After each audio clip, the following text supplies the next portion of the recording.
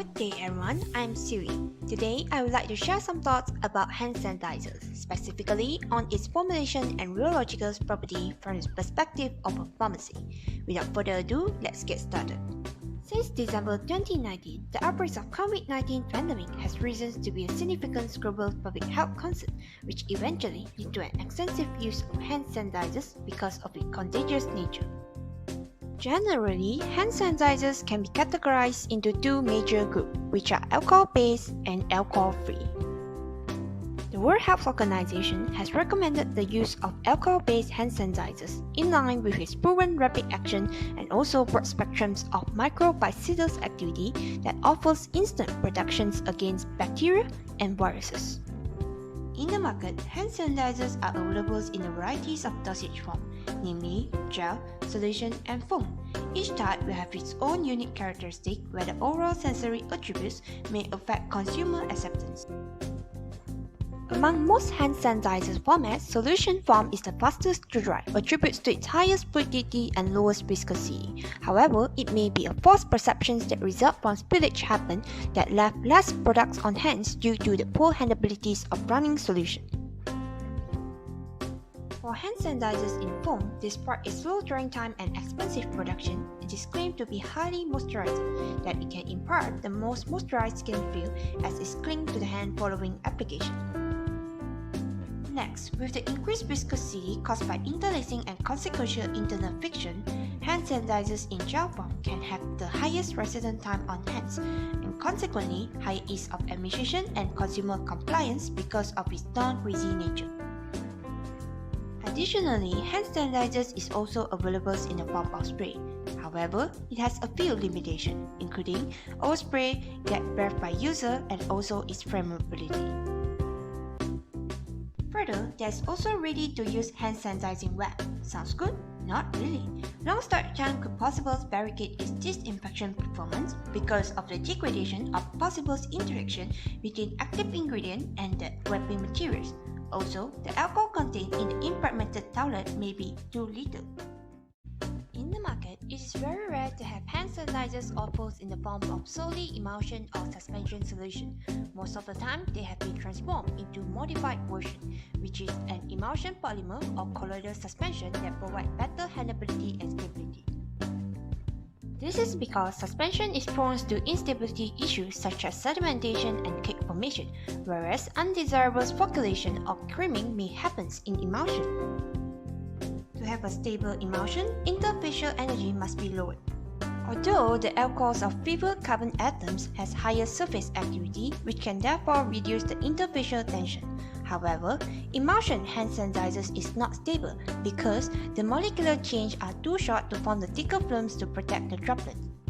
On the whole, after discussing the strengths and limitations of all the available delivery systems of hand sanitizers, which do you think is the most suitable? Apparently, among all, gel and foam hand sanitizers seems to have more added value as compared to others. But in between them, which is better? Any idea? Here's some enlightening discovery. 2016, British Columbia Institute of Technology has successfully determined the effectiveness of gel hand sanitizers over foam, in which they have indicated that gel hand sanitizers was more effective than foam in reducing the numbers of colony forming units of E. coli on pig skin. So, you got the point now? For formulation, normally the main antiseptics in hand sanitizers would be alcohol. Depending on the type of formulation, hand sanitizers may also comprise of viscosity enhancer, emollients, buffers, preservative, colorants, and fragrance. According to FDA, the compounders are not recommended to add any other unnecessary active or inactive ingredients, such as fragrance, colorants, or taste enhancer, because of the risk of accidental ingestion in children, allergic reaction, and also impaired qualities and potency of hand sanitizers produced. In hand sanitizers, alcohol is responsible for the denaturation and coagulation of bacterial protein, where the bacterial cells are lysed and their cellular metabolism is disrupted. The most commonly used alcohols in hand sanitizers are normally ethanols, isopropanols, and propanols or combination of these alcohols. By comparing the alcohol chain length and branches of alcohol structures, ethanol seems to have a lower bactericidal activities than isopropanols and N-propanols. However, interestingly, ethanols was found to have superior virucidal activities against non-enveloped viruses.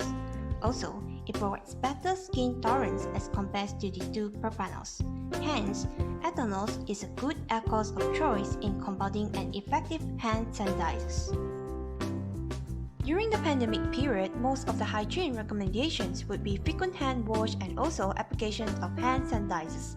However, frequent use of hand sanitizers might cause dryness and cracking, thus making people become more susceptible to infections. So, what to do then? The solution is simple. Just add some emollient. With emollient, you can now decrease the drying effect of alcohols and soothe the hands accordingly. In most hand sanitizers, glycerin or glycerols is the most commonly used humectant. It is useful in improving hand rehydration and also decreasing the surface pH and superficial sebums contained on hands. However, a very high concentration of glycerin will cause detrimental effects as it prolongs the drying time and increases the sticky sensation. Thus, emollient must always be maintained at optimum concentration. Have you ever experienced a bad time while dealing with running hand sanitizers? Did spillage happen? Is it difficult to handle? If yes, you shall ask what should be done. Chill out, the solution is here: viscosity enhancer. By incorporating adequate viscosity enhancers in hand sanitizers, the risk of spillage can be effectively lowered, in which every users won't get suboptimal dose of hand sanitizers anymore, while at the same time improving the ease of application. Moreover, increased viscosity can also delay the evaporations of alcohols that eventually help it to spread and penetrate to the contaminating organism. So now, your hand sanitizers is more portable and convenient to dispense on the go. One of the most popular viscosity enhancers in pharmaceutical fields is carbamide. It is safe, effective, non-sensitizing, and also not having any effect on biological activities of products. As alcohol-based hand sanitizers consist of mainly alcohols, it should be noted that a suitable neutralizers must be added along to avoid the precipitation of polymer. Next, let's discuss about rheological properties. Rheology is termed as the study of flow phenomena of matter. Fluid can be categorized into two basic flow profiles, which are Newtonian and non-Newtonian. Newtonian fluid is liquid whose viscosity does not change with changes in shear rate. Such materials will exhibit constant viscosity, and a good example would be water. In a graph of viscosity against shear rate, the rheology profiles of waters will exhibit no change in viscosity at higher shear rate or when the shear rate is reduced or removed. In most pharmaceutical preparations, viscosity does change with shear rate, and the flow of those preparations is thus termed as non-Newtonian. There are generally three types of non-Newtonian systems, which are pseudoplastic, plastic, and dilatants. Pseudoplastic preparation is shear thinning materials whose viscosity continuously drops with increasing shear rate and recovers along the same path when the shear rate is reduced. In plastic flow, materials will deform elastically but with no flow until the stress applied reaches or exceeds the yield value. Hence, the materials will only exhibit free-flowing liquid nature when stress above the yield value is applied. The next rheology profile would be dilatancy, which exhibits shear thickening behavior that is opposite to pseudoplastic. In this case, viscosity will rise with increasing shear rate. Dilatant flow may damage the mixing equipment, as these materials will get thicker or solidify under high shears. Thus, dilatancies must be avoided in formulating hand sanitizers, and it may cause difficulty while applying and may flow after being applied. Next, Rheological's effect is termed as thixotropies if the manifestations of viscosity-induced fluid is reversible and time-dependent. Thixotropic materials will show a reversible structural transition, which is a gel-solution-gel conversions. With thixotropic fluid, increase in shear rate will cause a decrease in viscosity. However, reducing the shear rate will result in a slower path or longer times to reform the structure and achieve full viscosity recovery. Hence, in thixotropies, viscosity is affected by both shear rate and the time it takes to recover. So, among all the rheological properties, which do you think will suit the hand sanitizers best? I would suggest thixotropy. Why do I say so? Let's have a look together. At rest, the hand sanitizers on shelf is stable in terms of both appearance and structures. When being shaken, viscosity reduces, which then facilitates the achievement of a uniformly mixed formulation. Later, when hand sanitizer is applied or rubbed between hands, high shear rates will significantly reduce the viscosity for effective spreading and coverage. Because of slow viscosity recovery, there is sufficient time for the hand sanitizers to flow. When the product is allowed to rest, slowly, full viscosity will be achieved again. With thixotropies, a stable hand sanitizers with good flow can be ensured.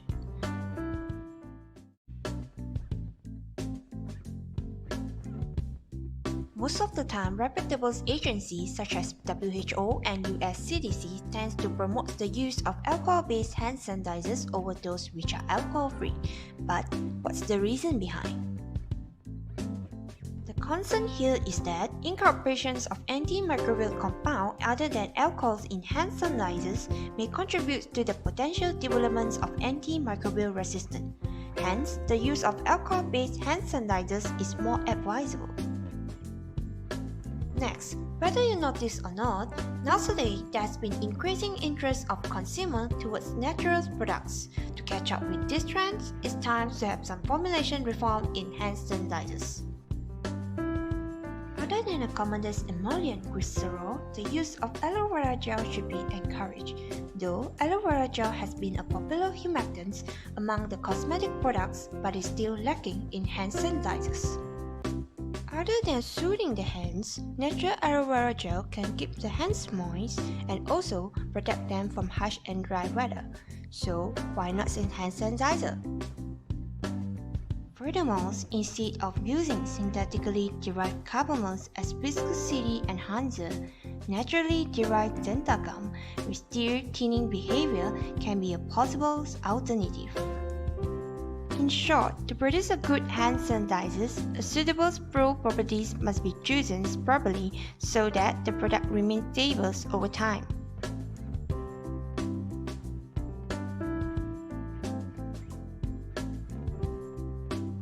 Therefore, considerations on the formulation and rheological properties of hand sanitizers are important, where both factors contribute a major portion of impact on the overall functionalities and qualities of hand sanitizers formulated.